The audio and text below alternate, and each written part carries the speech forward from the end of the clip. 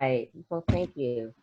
Well, thank you again for inviting me, Judy. I really appreciate this opportunity. Debbie and I have been working together a long time at Disability Rights California, and we've been doing webinars on different topics like this related to mental health, especially because we can't provide our services in person at this time. So really, the title of this presentation is "It's a New World," because I think we're living in a new world that we haven't really experienced before, and we need to look for ways to find calm in all the chaos that's going on right now. So thank you for introducing me, Judy. I think already, so I do work with Disability Rights California. I'm with the Peer Self-Advocacy Program, and let me tell you a little bit about disability rights. So Disability Rights California, or DRC, is California's protection and advocacy system. So every state in the country has a protection and advocacy system. California's DRC is the largest one in the country. So basically we serve more people than any of the others. Our mission statement is to advocate, educate, investigate, and litigate to advance and protect the rights of Californians with disabilities. Some of the services that DRC provides includes a confidential intake line, where if you call, you can speak to an advocate or an attorney about a disability rights related issue. And one of our attorneys can either help you directly, or you'll be provided a referral for help elsewhere. But we're there Monday through Friday to 4 to 5, like 9 to 4, I think, to give you help. Someone say something? Bolton claims President Trump gave Chinese President Xi Jinping his blessing to build it. Okay. So we offer legal trainings on various disability rights related topics. We have a public policy and legislative advocacy unit, which follows different bills that are going through the state Senate and trying to support bills that are going to be supportive of disability rights and those of us with disabilities. We have state hospital patients' rights advocates. There's 5 state hospitals in the state, and we have patients' rights on site who respond to people's complaints if their rights are being violated. And right now they're having to do it virtually also because we can't be on site. We have a clients' rights advocates program for regional center clients. And we also provide legal counsel and advice. Sometimes we'll represent certain individuals or have a class action suit to really support somebody's cause. So for an example of some of our systemic litigation might be, we had filed a suit against Sacramento County Jail because they were not providing a good treatment and they were violating the rights of people with mental health disabilities who were in the system. So now after our litigation, they've been forced to really make changes to make it better for those people with mental health disabilities. So Debbie and I are specifically from the Peer Self-Advocacy Program, or PSA, and we're a unit within DRC. So what we do, all of our staff identifies, people with mental health disabilities. We have lived experience, and I think that's an important part of the services we provide because we can really, relate to who we're working with, and we have very similar experiences and, navigated the mental health system and so on. So we actually go into different locked facilities, mainly psychiatric facilities, and facilitate self-advocacy groups where we teach people what the rights are and help them develop self-advocacy skills so that they can reach their own goals. So some of our trainings are also for family members and service providers, and they are all rights-based, and we provide information on how to access services and resources.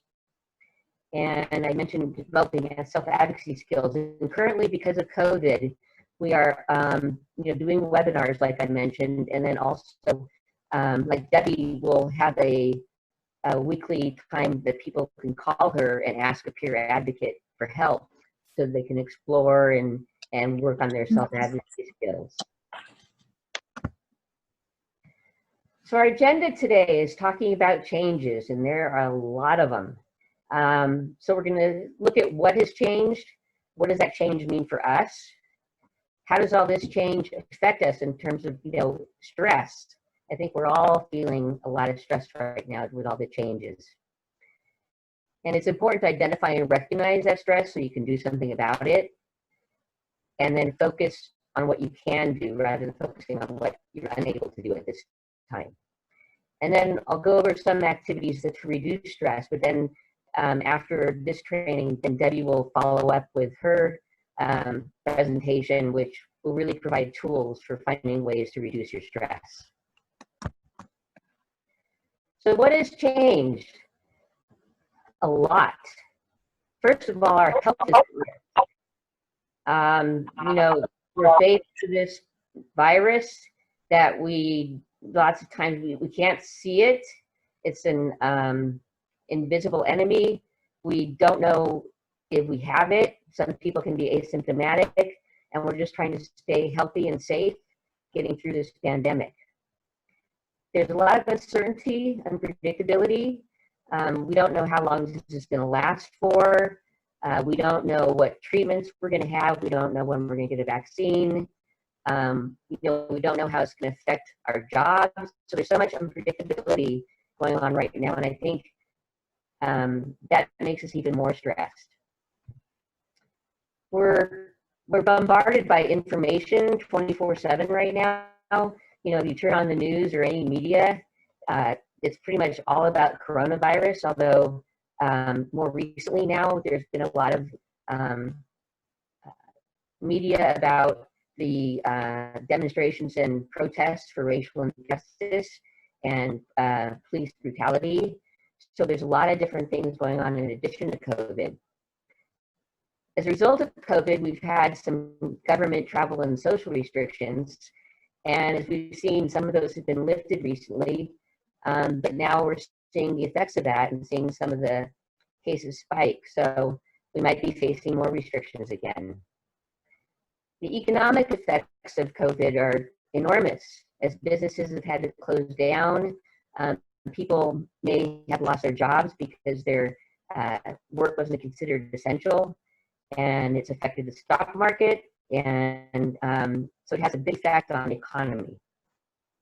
And as I mentioned, with what's going on, there's a lot of unrest with what's going on in the world in terms of social justice. So what does all this mean for us? So it's really scary to not have control over what's going on right now, and it disrupts our daily life. I mean, it used to be you might get up and go to work or go to school, but now, you might be working from home instead, or whenever you go out, you need to wear a mask. You're eating at home more often, you're not going out for entertainment, your travel is limited. So your day-to-day life is really different right now, and that can be pretty upsetting. As I mentioned before, the unpredictability and confusion that comes with all this COVID-19, there's a lot of information that's conflicting, and it changes 24/7. So it's really hard to distinguish fact from fiction when we're getting all this information overload.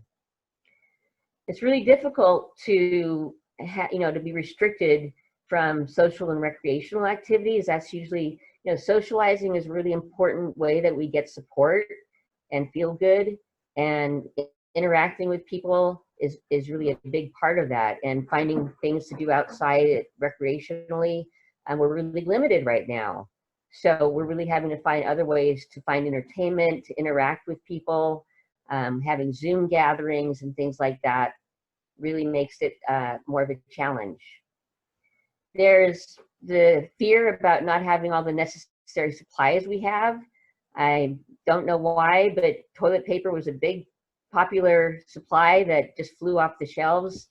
And it'd be surprised, I would think food would be more important than toilet paper, but I guess everybody's got their own priorities. So, worrying about whether you're going to have the supplies you need, the sanitizer, the cleaning supplies, and even just getting all the food you need in a time when things aren't as available. Since we're spending more time at home, we're in confined spaces and we're probably spending more time with family. And it affects our communication because we can be so stressed out that we're not as good at communicating. We have more difficulty saying what we're thinking. And just from the stress itself, I think it makes us less effective communicators. And that is a strain on our relationships. So I don't know, I think a lot of people are having more difficulty with their relationships. There might be an increase in the divorce rate, unfortunately, because of it. So that's another stress on top of all the others. And then, as I mentioned before, the employment and financial instability.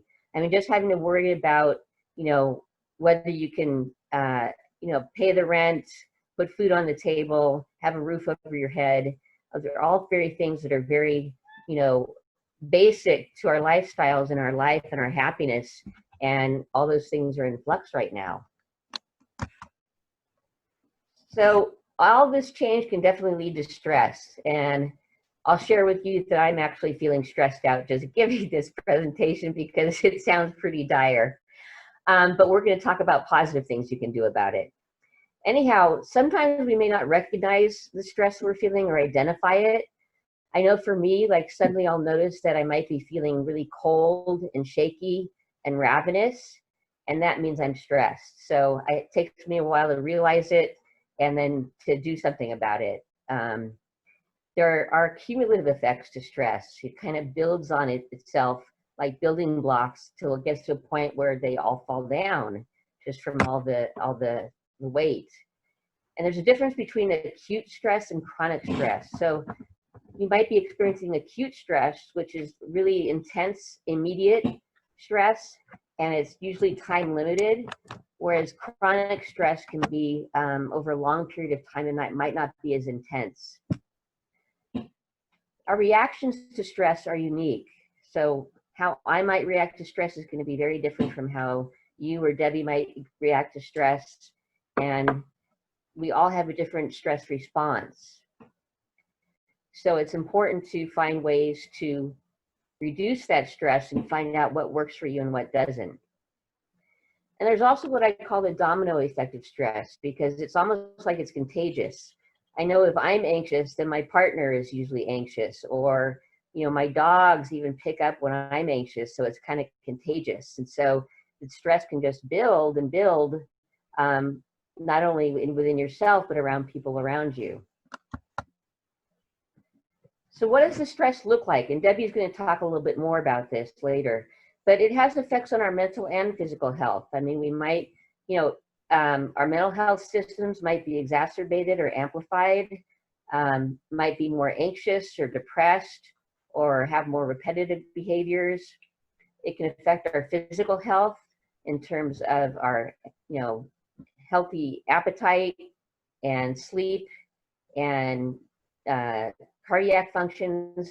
I mentioned the relationship and communication difficulties and the financial difficulties. We might not be able to perform on the job as well because we're stressed out and have a hard time concentrating.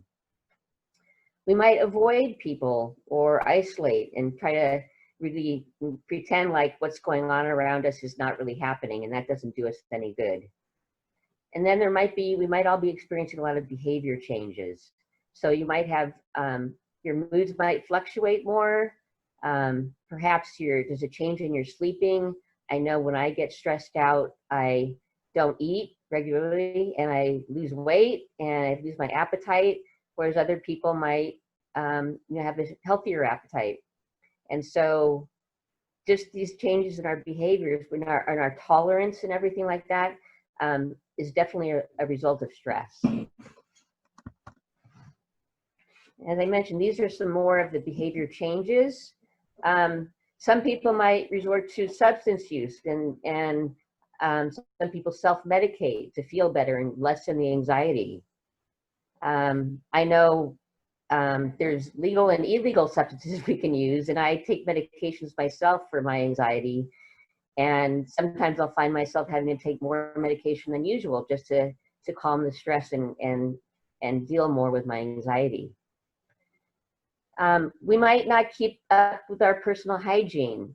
I mean, since we're not interacting with people day to day, we might not really care what we look like, and get up with bedhead and not brush our teeth and not care what we look like. I usually go out and take the dogs for a walk, and my clothes are all mismatched, and so you're not really presenting yourself like you normally would when you're around people. You might be doing less physical activity. Being at home and confined at home, it's like you need to do laps around the house or climb the stairs to get the physical activity in. And doing regular day-to-day tasks can be difficult. I mean, if you're feeling anxious or depressed, it's hard to just get out of bed, do the basic things, clean the house, feed the animals. It's make meals. It's just difficult to live life as usual when all this change is going on around us. So a lot of fear and anxiety, our energy level might be lower or higher. Our tolerance level is probably less. So things that wouldn't normally upset us are very upsetting, and just kind of we react to them strongly. We might have unpredictable mood changes. I know that I have bipolar disorder, and my moods can change pretty rapidly. And so you need to adjust to that. With all the COVID issues going on right now, we're encouraged to wash our hands all the time. And this could exacerbate, for example, if you already tend to wash your hands a lot, this could just amplify that and actually make that behavior worse. I think also some of us might be stockpiling, worrying about whether we're going to have enough supplies, rationing, just that fear that we're not going to have the things we need. So what can we do? I know this sounds all dire and gloomy, so we're going to focus on the positive things we can do and not the negatives. So first of all, it's important to identify and recognize the stress.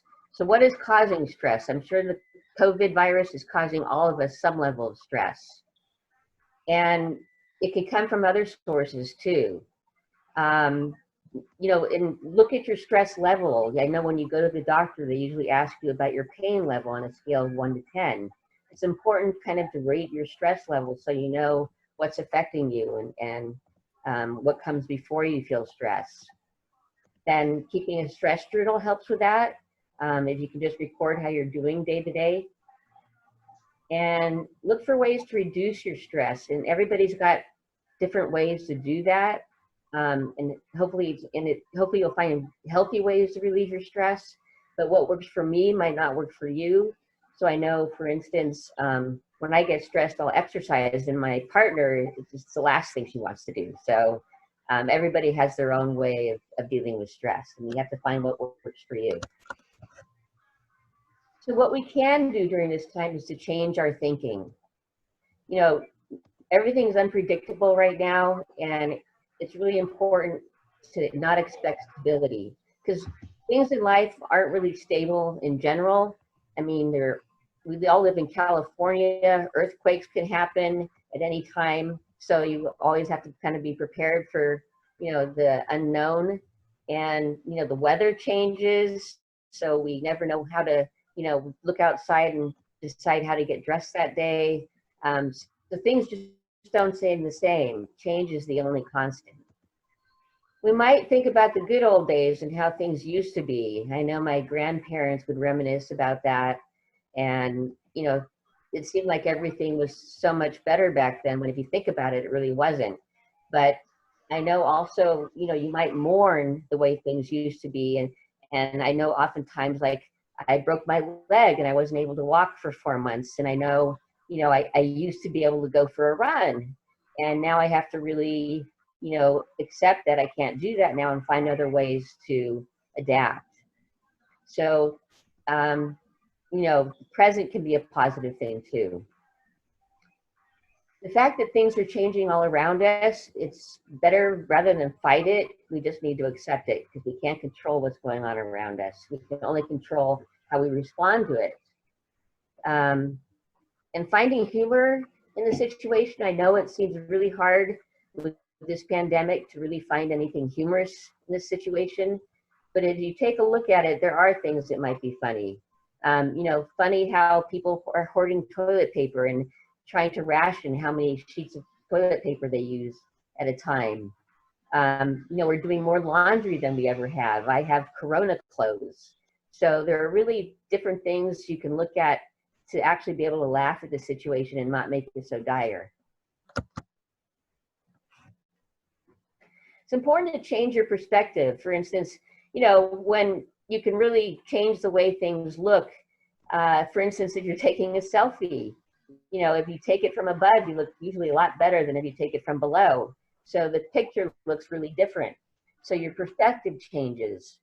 And it's important to think in yeses rather than nos. I know my gut reaction is always to kind of instantly say no when my partner suggests doing something, and it closes off all possibilities. But if I open myself to, doing something that I haven't thought of before or I hadn't done before, then it opens up all kinds of possibilities and doesn't shut me off from things I might experience. It's important to think about solutions rather than the problems. If we focus on the problems, we really get stuck and paralyzed. But there's always a solution to everything. You might not like the solution, but everything does have a tendency to work out. And that's another thing my partner always reminds me, is it will all work out. And to me, that's kind of encouraging, or gives me more peace, knowing that everything is going to work out and this too shall pass. I know I stress out about the fact that I stress out. So like, for instance, if I might be stressing out about this presentation and then I start worrying that I'm stressing out, and I might be worried that I'm stressing other people out.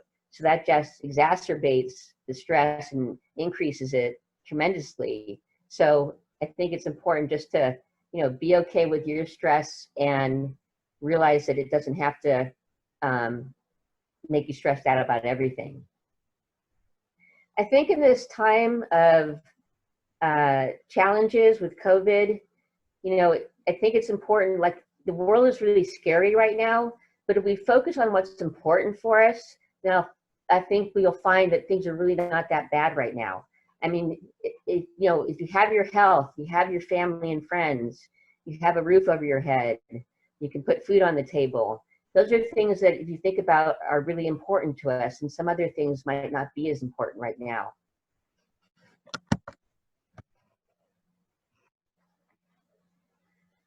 So you probably know the saying, we can't control other people or other things.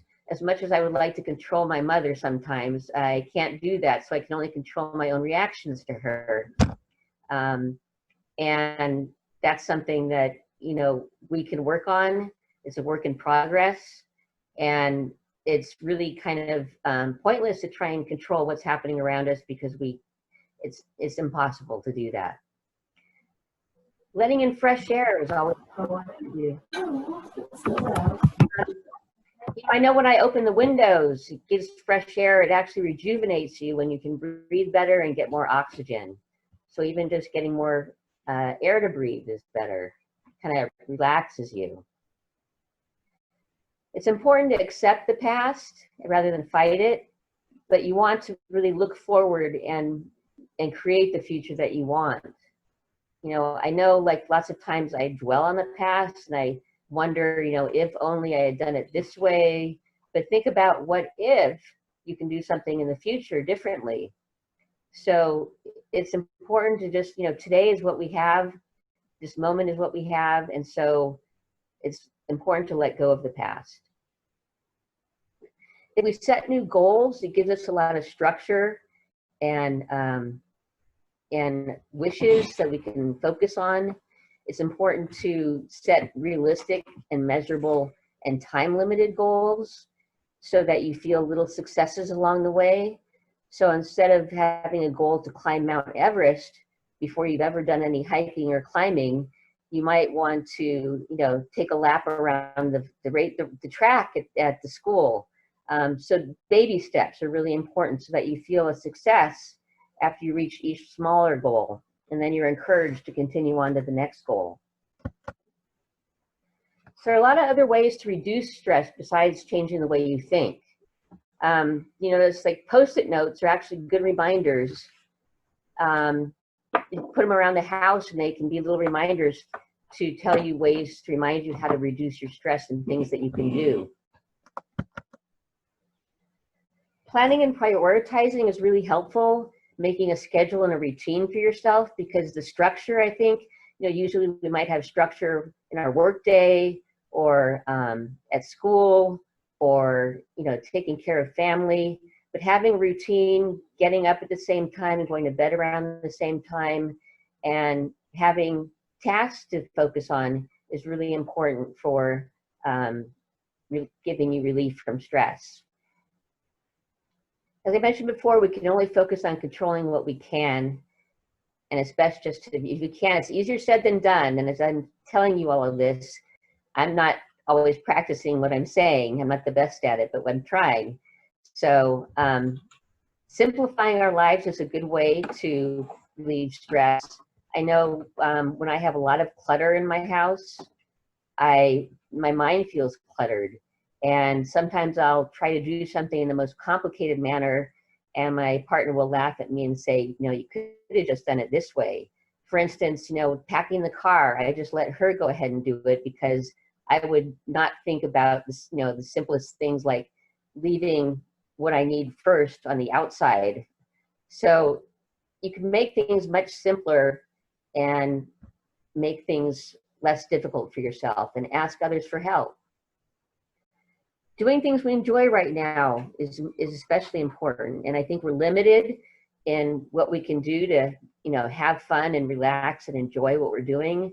You know, we can't go out to the movies, go out to restaurants. So we need to be more creative and find entertainment at home, spending time with family and friends, playing games, just anything to give you some sort of enjoyment, because we're all going through a very stressful time right now. I know I like to pretty much stay in my pajamas all day or wear sweats all day, and probably not taking the best care of myself. But if I were to like get dressed as if I was going to work, then I'd probably feel better about myself. I brushed my hair, you know, you brush your teeth, you feel more presentable, and it just makes you feel better about yourself. I know I have a hard time really being in the moment and being in the present, because lots of times I'm just thinking about, you know, what I have to do that day or the future or things that happen in the Okay, yeah, I can hear it. Are you excited? You didn't put a silence. And it's really skill to learn to be in the moment. I know oftentimes I'll multitask, you know, when I'm working and my partner might be talking to me and she gets upset because I'm not really listening to what she has to say, and then I miss so much around me. And believe it or not, there are positives going on right now. They are there. One thing I think about is we're lessening our carbon footprint because we're driving less. We might be saving money because we're not driving and we're making meals at home and not going out. So, you know, we might be connecting with people we haven't connected with in a long time. So there are some positive things. It's important to find those. Be accepting and gentle with yourself. I know I tend to be my worst critic. Being a perfectionist, I can really criticize everything I do, and it doesn't help me with my stress at all. So it's important to give yourself a break and really try and be gentle with yourself. You want to balance work and play. I know I can have my computer turned on all day. I work at home now, and I'll have my computer on all day and then really find it doesn't separate my work life from my regular life. And then I don't take time to relax and play. So it's important to make that separation between your work life and the rest of your life. I mentioned breaking tasks into smaller steps so you'll feel like more successful as you go along the way. For instance, when I was learning how to ski, I thought, oh, I can do the black diamond slopes right now. And luckily I didn't, because I probably would have broken a leg or two. But might as well start on the bunny slopes, because that'll just give you some more confidence to go to the next level. I know that when I help other people, I usually feel better myself. I think it makes us feel accomplished. And I know you probably heard stories right now during this pandemic, like neighbors are helping out their they're helping out their neighbors because, for instance, if their neighbors are at higher risk for getting the virus, maybe they can't go out shopping themselves and get the essentials that they need. So just by helping others, I think it gives us a sense of feeling good about ourselves and a sense of accomplishment. And all we have is the moment is now. All we really have is now. So it doesn't make sense. I know it's easier said than done, but you know, it's important to do what we can now and not wait. There might not be the perfect time to call someone or apply for a scholarship or a job. You know, it's just better to jump in, rip that Band-Aid off. I know when I'm ready to go swimming, I just hate the idea of getting in that cold water. But if I just don't wait and just jump in, it usually makes it easier. So you want to do now what we can. Everybody has their own ways to relax. So it's important to explore different ways that you can do that. And Debbie's going to give you some good strategies for that. I think saying no and setting limits with people can be really hard, especially since we're living in confined spaces with probably spending more time with people at home. And it's important to know your limits. We're not superhuman. And sometimes you just, I hate to disappoint other people by saying no, but sometimes you just need to know what your limit is to take care of yourself. The way we think about things is really important. I mean, I'm always encouraged and think about, you know, how can I look at the glass half full? How can I reframe the situation so it's a positive thing? And, you know, making lemonade with lemons. So I think, you know, we can really change how we think about things, and that affects the way we feel. I think all of us need to take time for ourselves. It could be maybe in the past, if well, before the virus, you were commuting to work, that gave you some alone time, you know, but now that we're living at home with more people, we might not be able to find that time for ourselves. And I think it's really important when at the end of the day, I really just need to take time to myself to clear my mind and relax. It's a good time right now to find new ways to communicate, like learn a new language. I know I've been practicing my Spanish. I love languages. I always feel like a kid because I can say things, and as long as people know I'm trying to speak correctly, they'll laugh if I make a big faux pas. And it's a good way that you find other ways to express yourself and make connections with other people you normally wouldn't. Now's a good time to broaden our knowledge. We might have more time than usual, you know, to inform ourselves. I mean, information is power, knowledge is power, and that way we can make informed decisions the more we know. So, you know, take the time and read, or, you know, watch TED TV talks, or, you know, talk to more people to learn from them. And it's really time to expand our knowledge. Some of these things might seem silly, like making it a challenge or a game to save money. I mean, see how much money you can save, and then maybe you can get that, you know, great expensive electrical gadget you've been wanting to get. So you actually get a prize and a reward for saving that money, or put it in the bank for something later. But make it a challenge to make it fun. Now's a good time to improve or learn new job skills. If you're not working right now, it'll make you more employable, and you could also have more advancement opportunities. We teach self-advocacy in the work that we do, and it's important because it's important to be able to do things ourselves rather than have to rely on other people to do things for us, and gives us confidence. And so when we teach self-advocacy, we tell people it really takes time to identify what your goals are and think about your goals, and then develop an action plan and strategize about how you're going to reach those goals.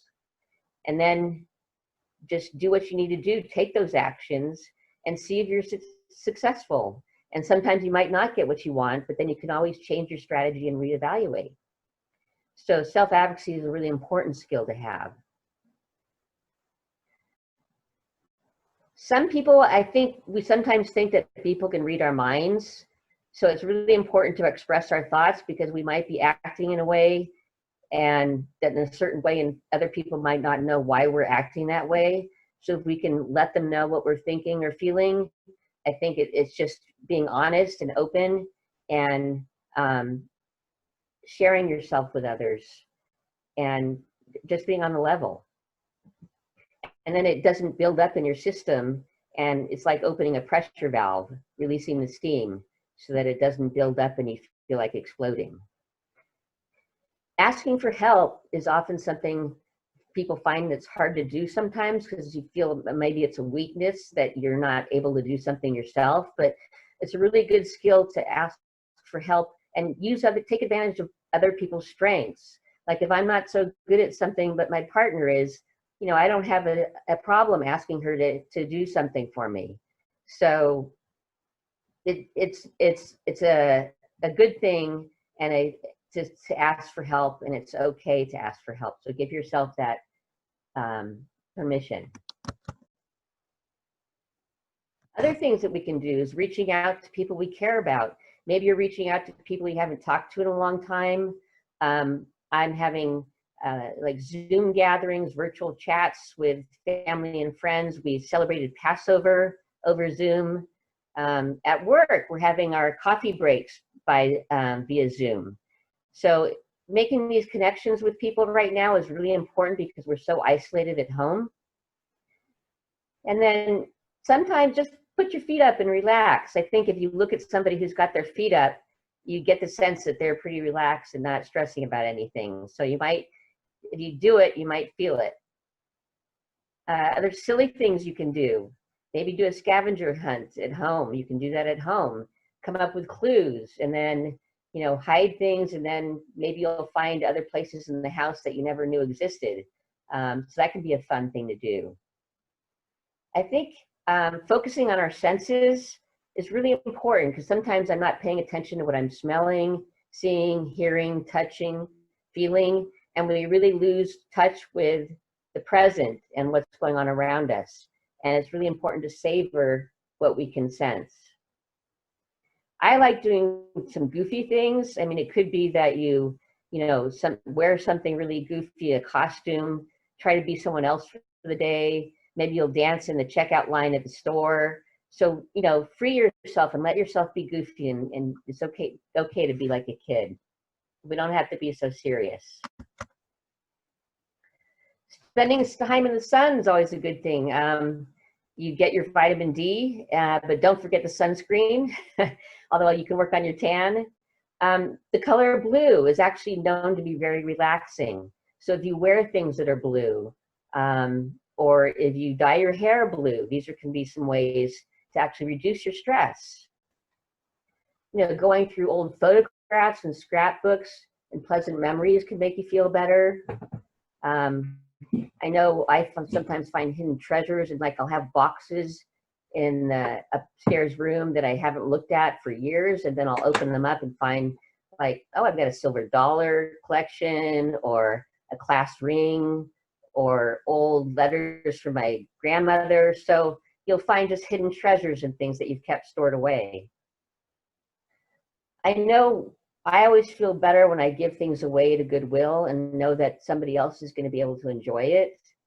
And it just clears my mind by clearing the space. And it's amazing, how much we can collect that we don't use. And if you look at it, if you haven't used it or worn it in like a year or so, then it's probably something you don't need. So it's good to think of those things that you can let go. And then this helps you clear the clutter. And again, clear your mind. Let's focus on what makes us happy rather than focusing on what we're sad about. Where's the joy in our lives? It's important to laugh. Watch funny TV shows, or look for silly jokes online. Make yourself laugh, because actually laughing releases endorphins in your body that make you feel better. You take your dogs or your kids or yourselves for a walk. It's funny because I love to take my dogs for a walk because we have a cat who always walks with us. So the three of them walk along, and the neighbors always get a kick out of seeing our cat that walks with us. I've never had a cat go on walks with me before. You can use your imagination and travel in your mind. Think about the way things used to be. Imagine the future. You can go on Google and travel to different places around the world. You might want to try a new hobby. I know I've tried to pick up playing guitar again. Actually drawing, I'm not very good at, but I'm trying to do it. So there are new things new skills and new hobbies you can try that you haven't had a chance to, or given your chance to try before. Some more silly things you can do. Blow bubbles. I know I have a little bottle around the house that I keep sometimes that I can be silly and just blow bubbles, and the cats and the dogs all like it, and you just watch them float and pop, and it's silly, but it can be fun and relaxing. Getting a house plant or flowers, they're pretty to look at. I know, especially like if I'm feeling depressed, having a plant is really good for me because I know I need to water it. Or having a pet is really good because I know I need to feed it. So it helps me get out of my depression and have responsibilities and know that I need to get up and do things.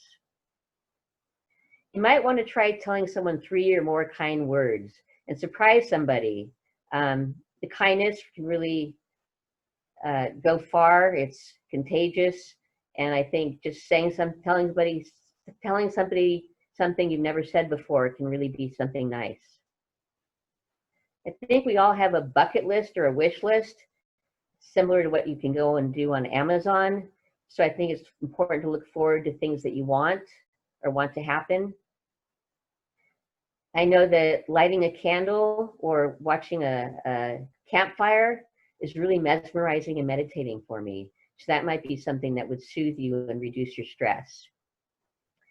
And all in all, that's why we want to focus on what we can do rather than what we can't do at the moment. Because when you really think about it, there are a lot of things that we can do. So I want to open it up now to if anybody wants to ask any questions or share any comments.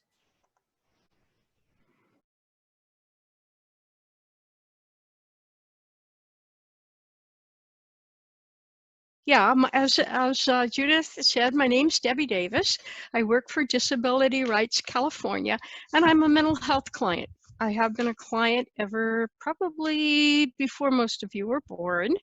I take meds, I see a shrink, I'm in therapy, and I love my work at Disability Rights California because I get to help my peers.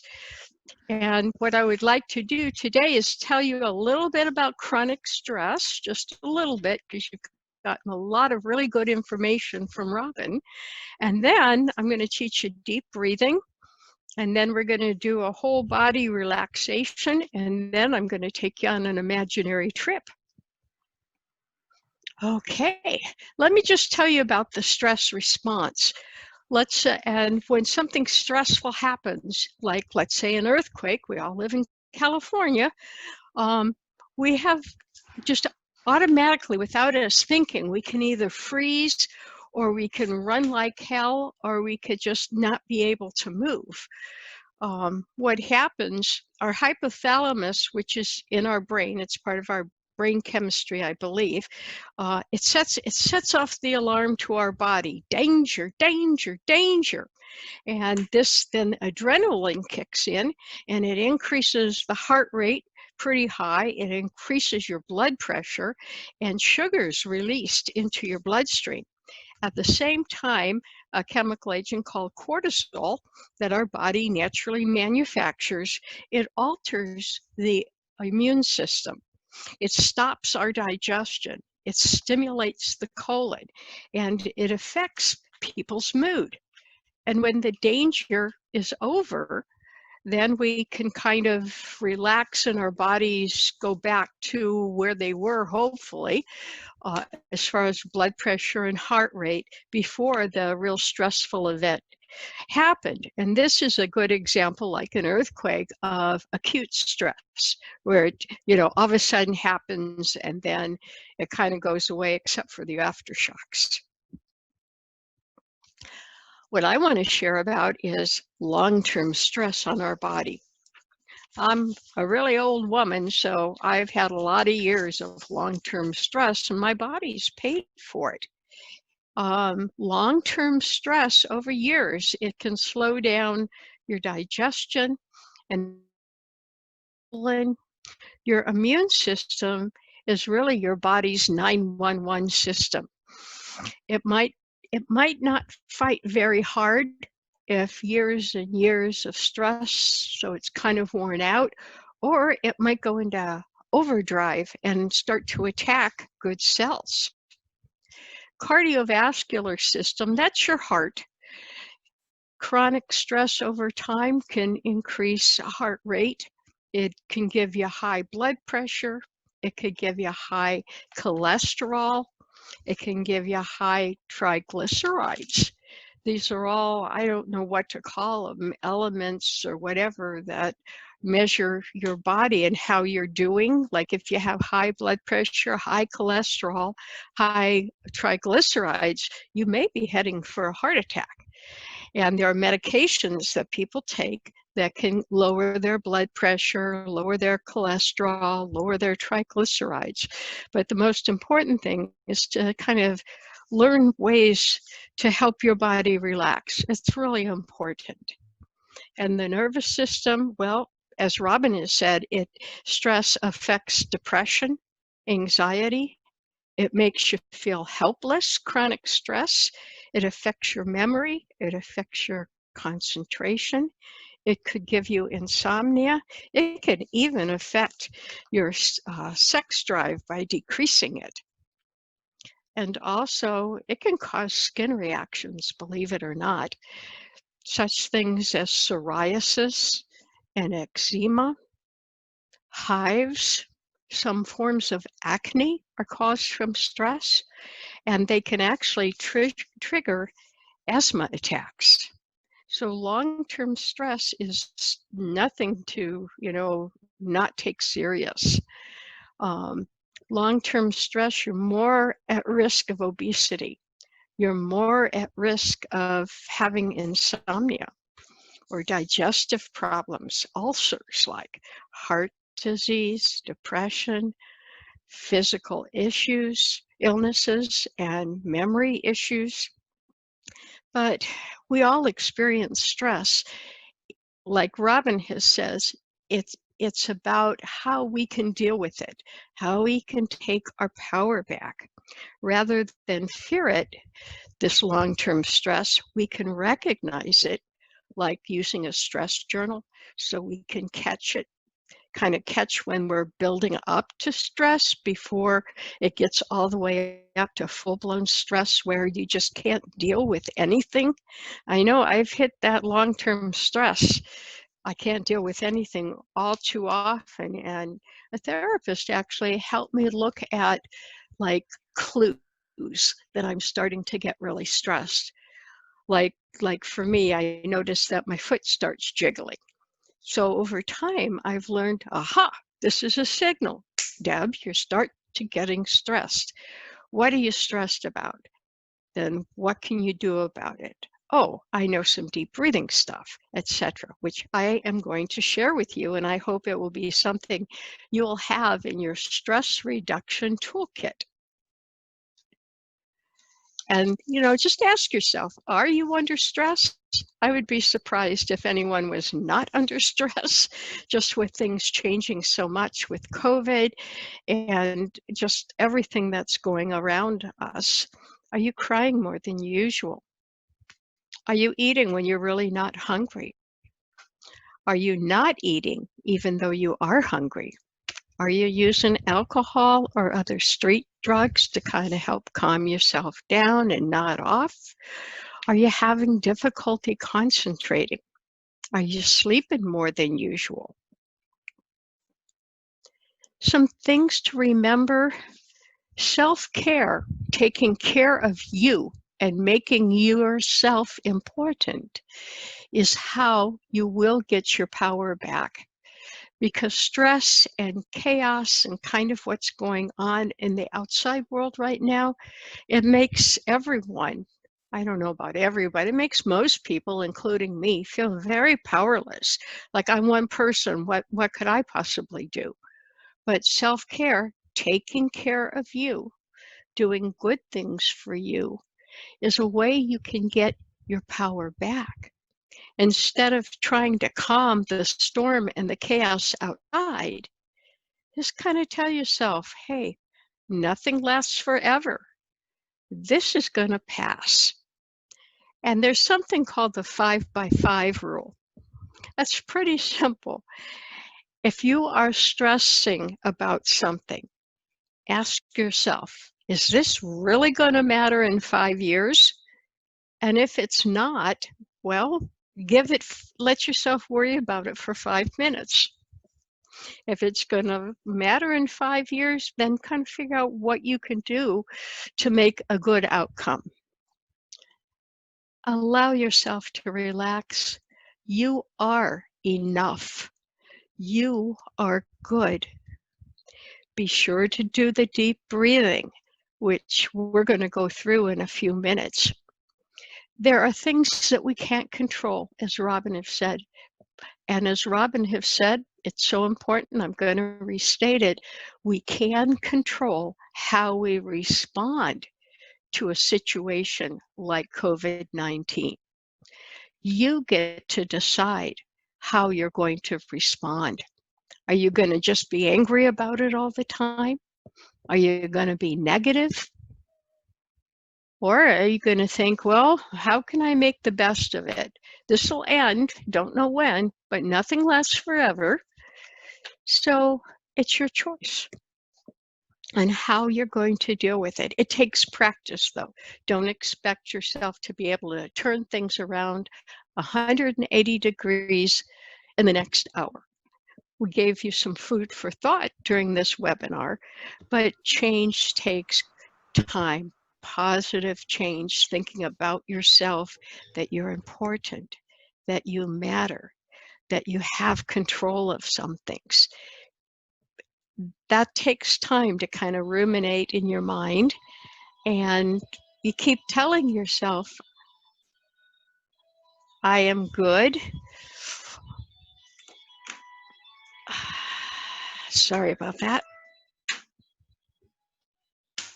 At any rate, and fresh air. Remember to breathe. We breathe better and we have less anxiety. Open the windows, unless it's a 100-degree day, which I think up here in Sacramento we're going to have pretty soon. And as Robin said, go outside. If you're in most people have a backyard or some area. If you're going for a walk, put a mask on. The governor just made a new executive order today saying that when you go out in public, you must wear a mask. It doesn't matter where in California you live, but for everyone's safety, including yours, you got to wear a mask. If you're in your own home, in your backyard, you don't have to wear a mask. But when you go out where other people are, you do need to wear a mask. Another way to find calm is, as Robin had said, don't overextend yourself.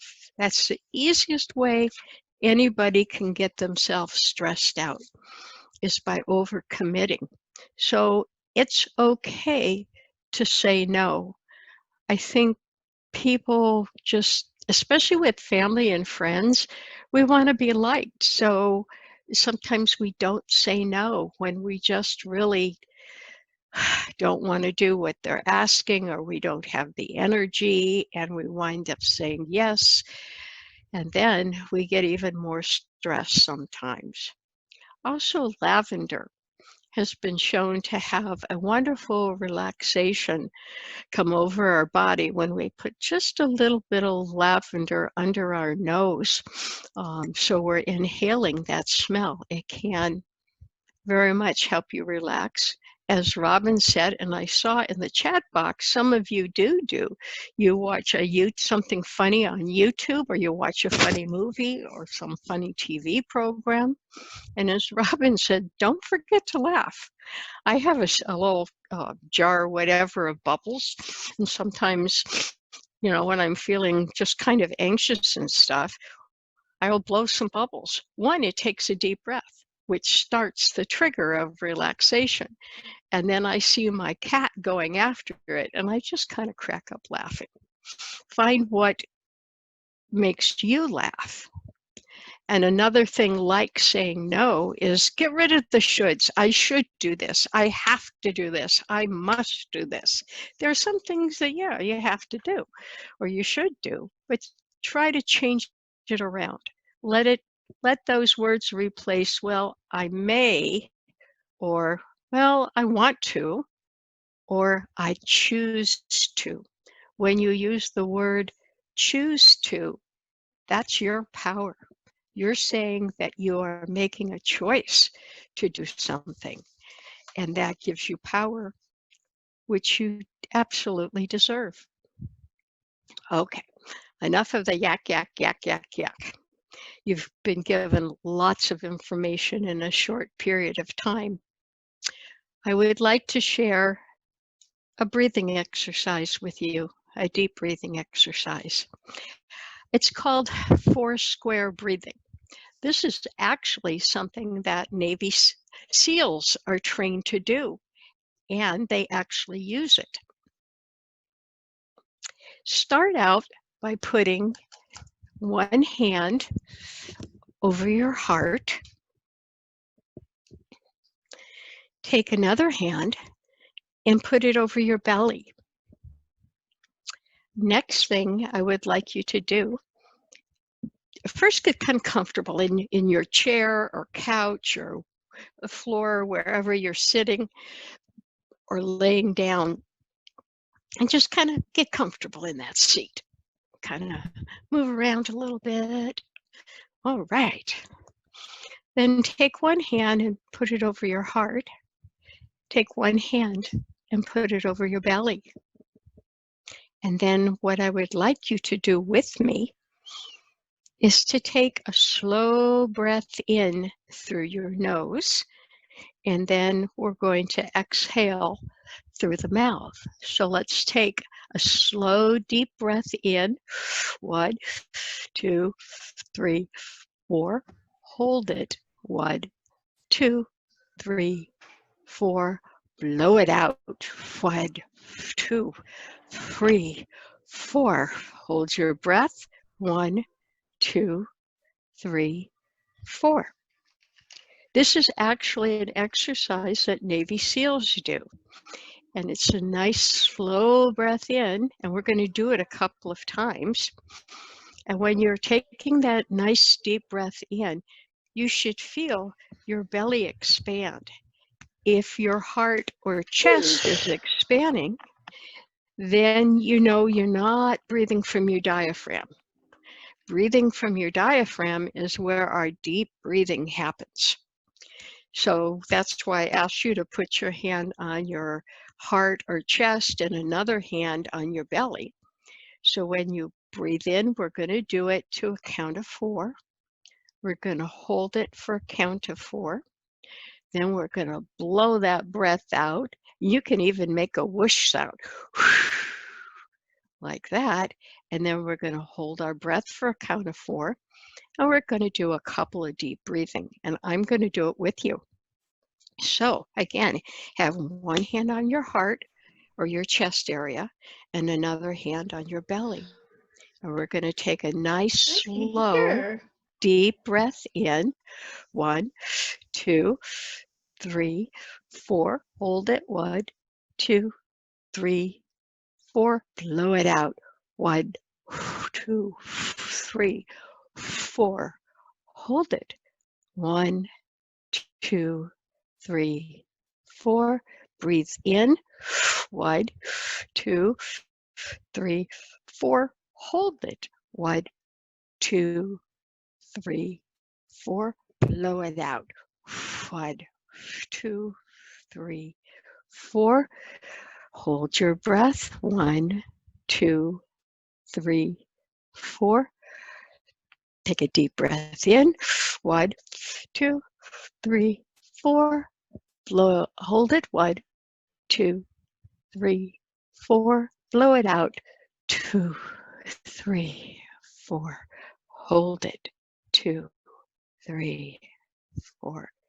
Stop for a sec and be aware of your body. Do you feel a little bit more calmer? Maybe in your hands or your feet or your arms? This is a technique you can do anytime you want, and other people really aren't going to notice it. And it one helps your body relax more, and it also helps you come to center where you feel grounded and kind of with it, as they say. The next thing we're going to do is what we call a progressive relaxation. Get real comfortable in your chair again. Readjust yourself if you need to. And just take some slow breaths in. And slowly breathe out your tension.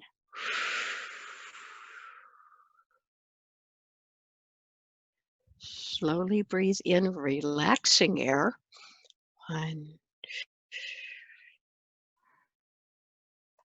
Blow out your tension.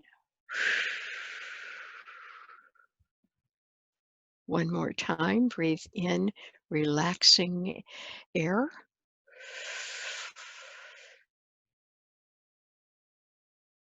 Blow out your tension. Now, if you will, pay attention to your toes and your feet. Just kind of be aware of them. And when you're ready to, continuing to take relaxing deep breaths, tighten up your toes as tight as you can. Just tight, tight, tight, tight, tight, tight, tight. Hold it for a sec and release your toes. Let any tension drain out of your toes. Let's do that 1 more time. Breathe in relaxing air and tighten your toes. Tight, tight, tight, tight, tight, tight. And now blow any stress out. Continue to take some relaxing breaths as you become aware of your ankles and your thighs. As you continue to take nice, relaxing, deep breaths in and breathe out, blow out any tension. Be aware of your calves and your ankles and breathe in nice, relaxing air and tighten those calves and ankles. Tight, tight, tight, tight, tight, tight as you can. And blow out any stress. Let's do that 1 more time. Take in relaxing air and tighten those calves and ankles. Just make them tight, tight, tight as much as you can. Then blow out relaxing air. Now become aware of your thighs and your buttocks.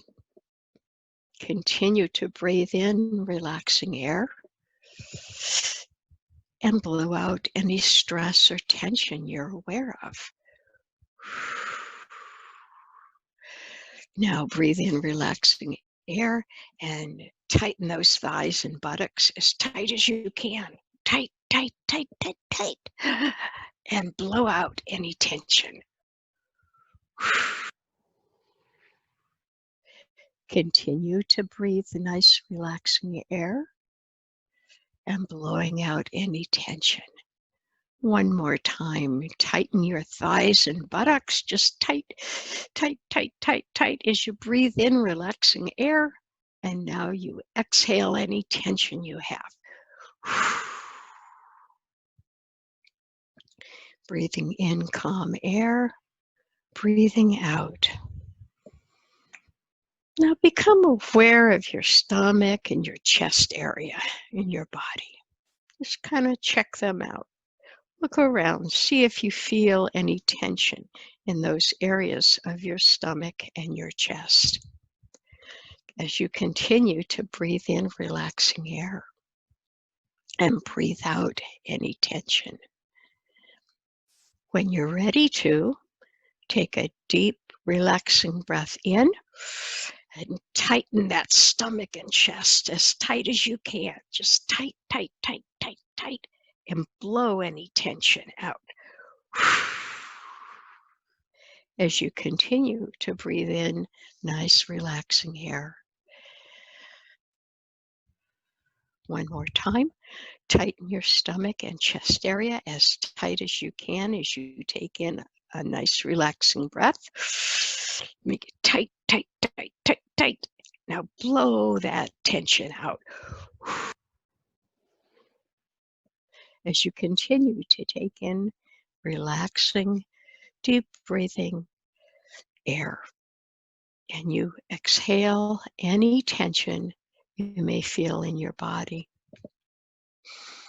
Now become aware of your shoulders, your neck, your arms, your hands, as you continue to breathe in relaxing breaths and blow out any tension you may have.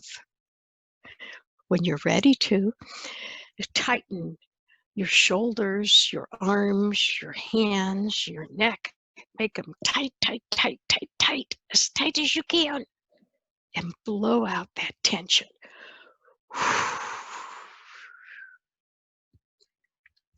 As you continue to breathe in relaxing air that flows through your whole body.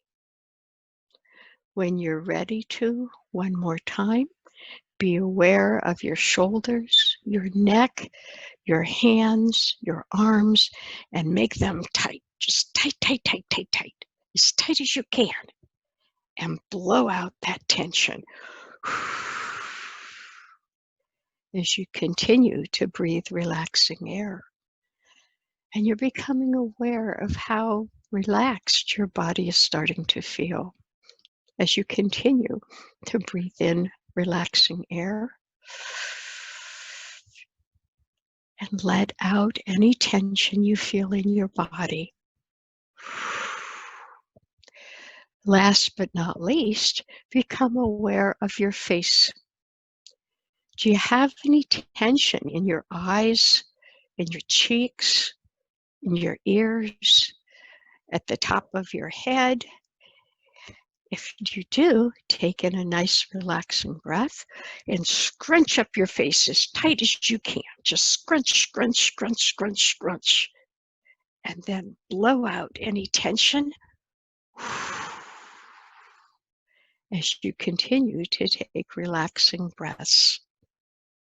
And breathe in relaxing air and breathe out any tension. One more time. Scrunch up your face as tight as you can. Just scrunch it up, scrunch it up, scrunch, scrunch, and blow out any tension. As you continue to breathe in relaxing light air, and you blow out any tension that's still remaining in your body. As you just take nice, even, relaxing breaths in and blowing any tensions that you have in your body out.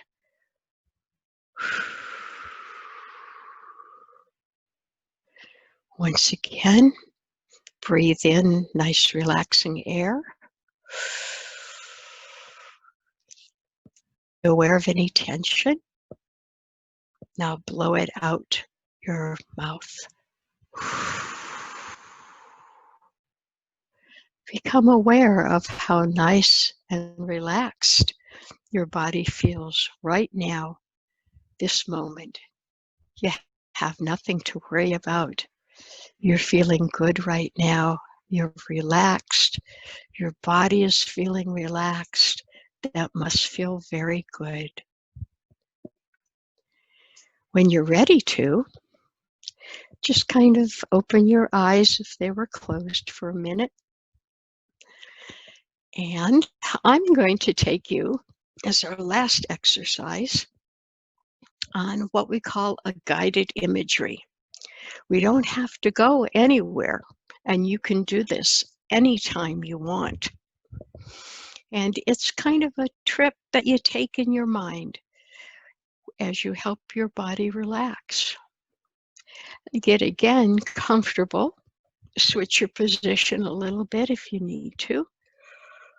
If you're tired, it's okay to yawn. Sometimes yawning feels good. Well, when you're ready to, if you're willing, just kind of sit back a bit and close your eyes as you continue to take a nice, relaxing breath in. And then slowly breathe out.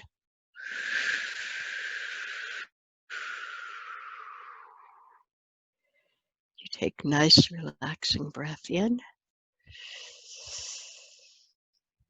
And you slowly breathe out.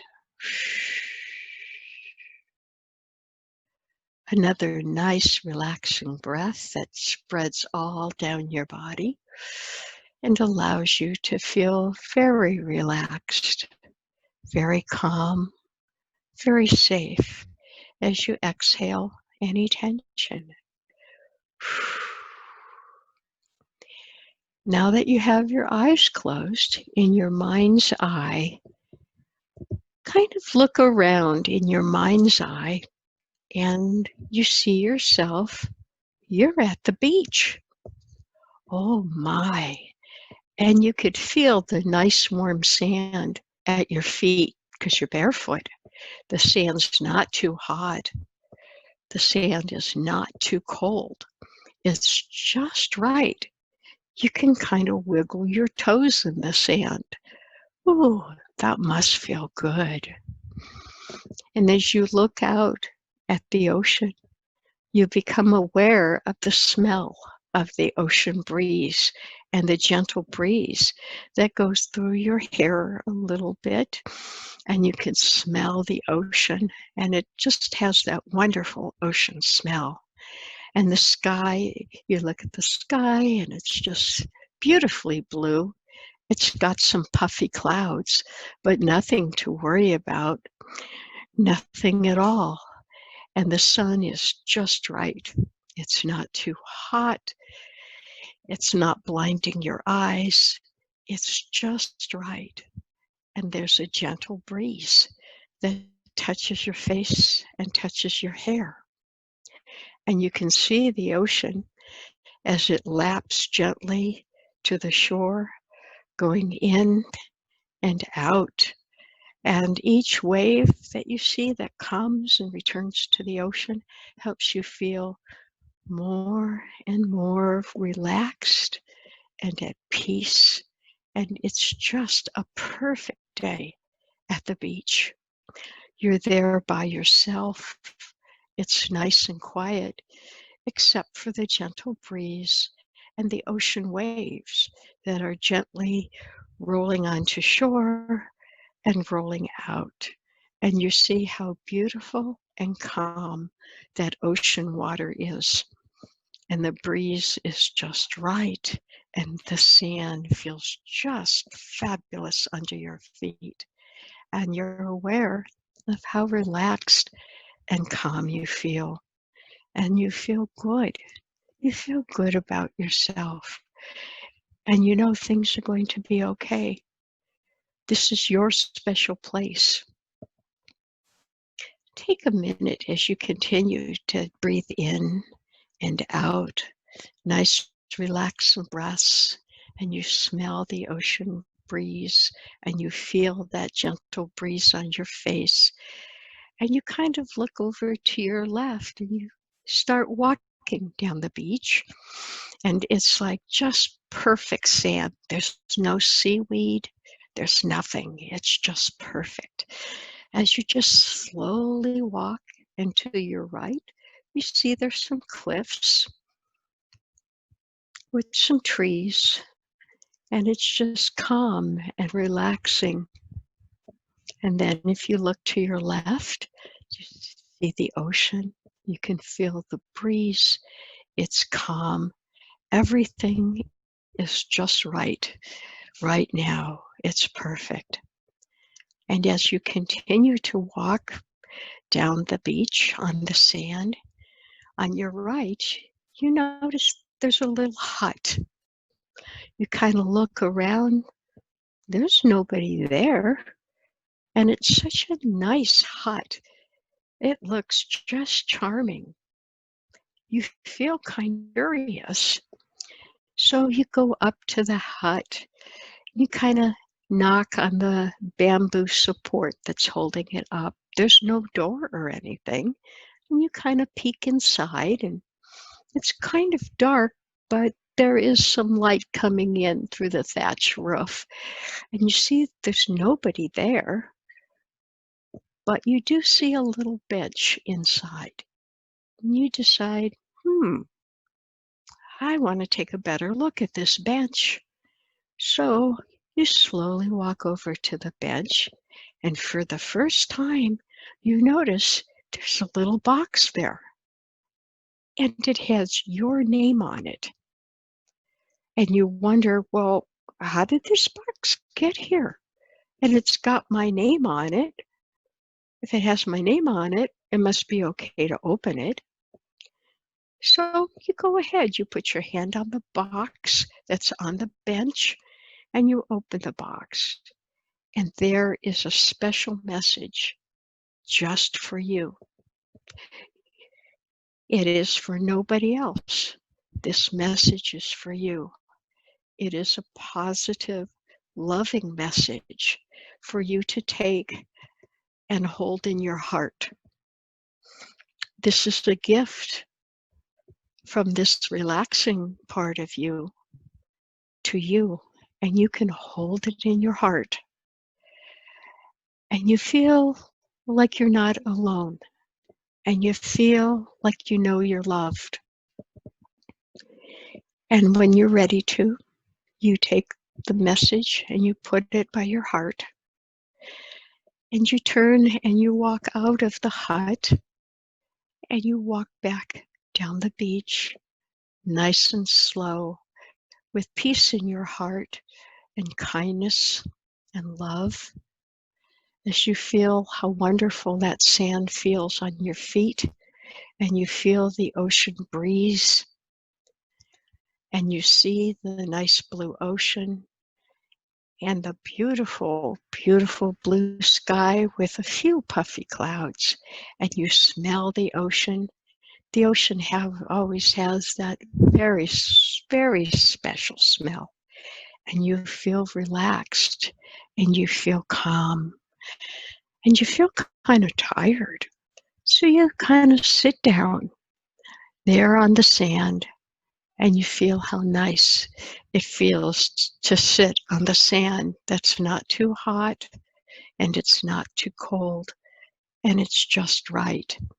And you see the ocean coming to shore gently and calmly, gently and calming, with the gentle breeze and the smell of the ocean.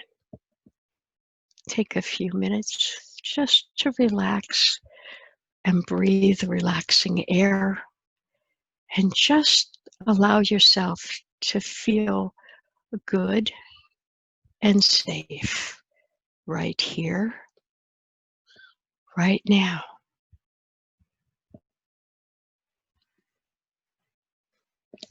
Enjoy this time in your special place.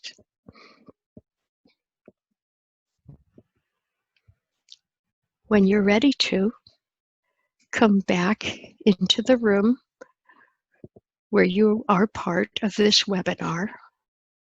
Feel your chair underneath you. Kind of look around your room and notice what's in your room. And slowly blink your eyes open as you come back to the here and now, and notice how relaxed you feel, how calm you feel as you breathe in and you breathe out.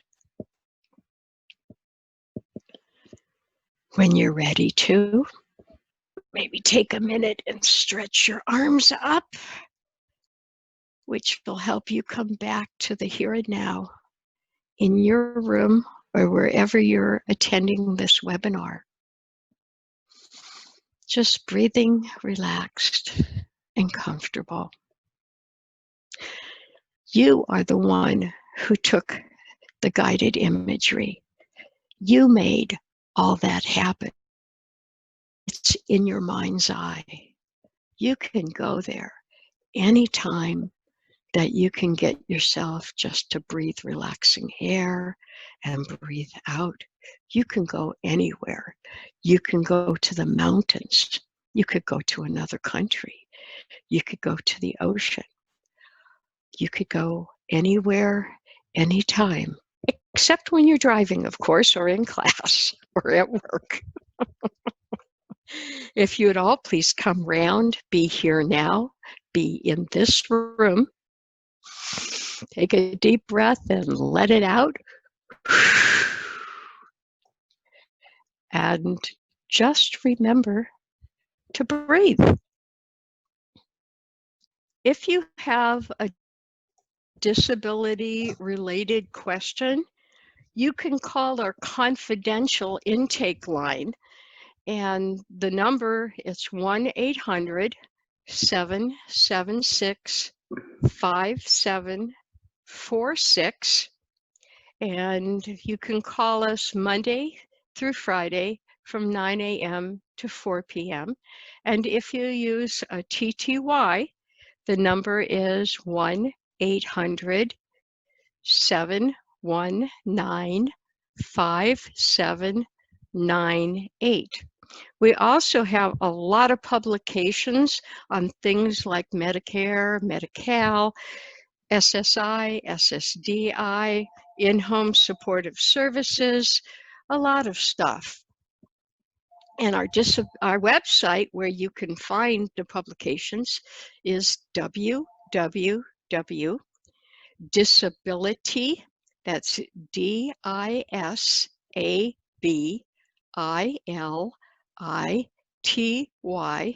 rights, RIGHTS, CA for California, .org, O-R-G. And we also will list upcoming webinars from our unit and other units. And I hope they're always free. So I'm hoping some of you will check out our website and decide to join some of our webinars. You have been a great group of people, and your organization just seems really, really awesome. A lot of good things are happening